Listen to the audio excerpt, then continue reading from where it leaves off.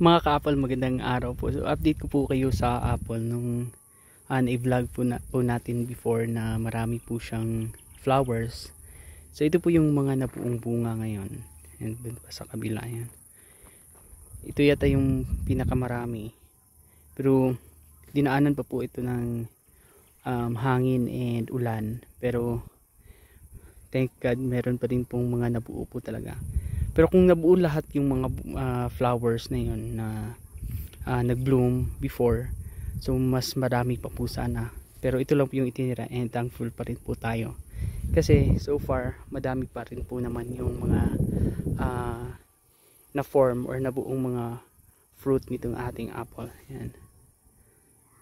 So dito sa ibabaw. So napakagandang variety dito naman.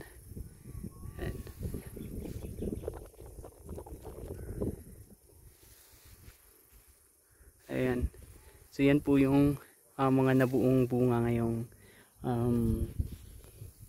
November. Pero October po ito ng fruit set. Ayan.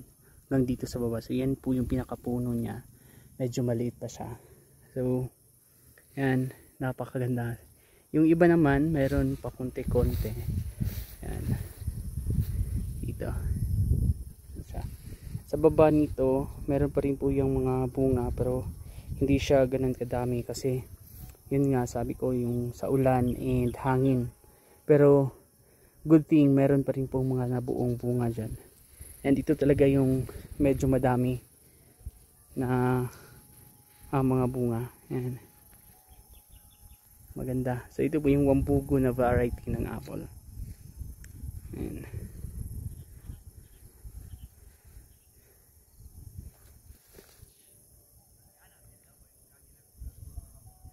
Ayun. So yun lang. Thank you.